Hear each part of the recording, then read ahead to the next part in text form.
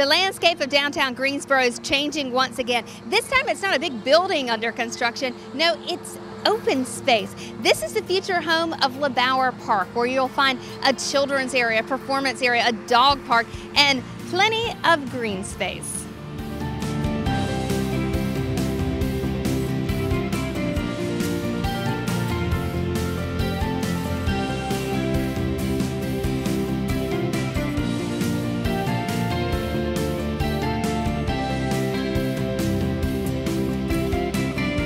Nathan Elliott is the landscape architect on this project. He actually works out on the West Coast, but he's been intimately involved with this project from the very beginning. So can you talk a little bit about kind of the history of this project, how it got started? Sure. So the estate of Carolyn Maurice LeBauer, gave a bequest of $10 million to the Community Foundation of Greater Greensboro with the intention of creating a park for families, children, and the citizens of Greensboro.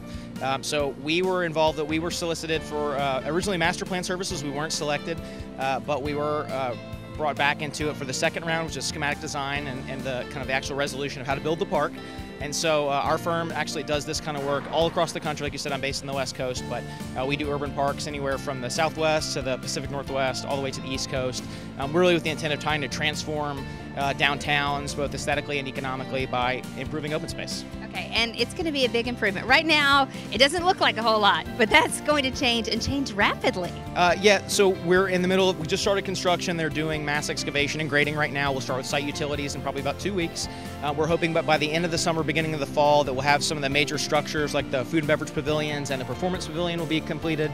And then before the winter sets in, we look to dig and plant the trees in the park, so they'll have the winter to heal in and get the roots developed. And then when the spring comes around again, hopefully earlier, not later, this year, but we'll start installing the grass and the shrubs and the perennial plantings and things like that with the anticipation of a late spring, early summer opening. Okay, let's talk about some of the features. The performance area is, of course, a big draw and going to bring lots of events here. Right. So the idea behind trying to make the park very active is to have a lot of different kind of program elements.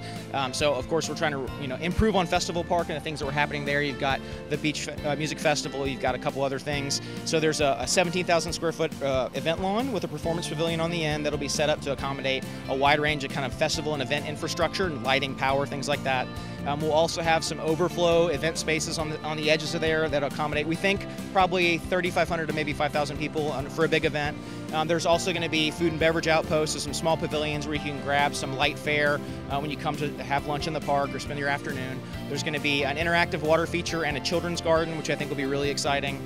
There's going to be some kind of dedicated garden spaces. There'll also be a dog park and a reading room that'll be associated with the library. And we expect that there's a lot of really great momentum behind all the cultural institutions in the area. So we're anticipating that the Cultural Arts Center, that the History Museum, that those guys will all bring some of their activities out of their respective buildings and bring that into the park. Really the key to keeping this active and keeping people engaged is to have a lot of different things going on all the time. Also a big art piece that's going to be in the park. Yes, and so the crown of the major event lawn is going to be an installation by Boston-based artist Janet Eckelman, excuse me. She does these really amazing kind of diaphanous net structures. They look like almost like big jellyfish made out of colorful nets. And so the event lawn is being set up so there'll be a series of support structures, and then in the summertime it'll be erected. It might go down in the winter depending on how the weather is set up, but she does really amazing work. This will be her third permanent installation in the U.S. You've done parks all over the country.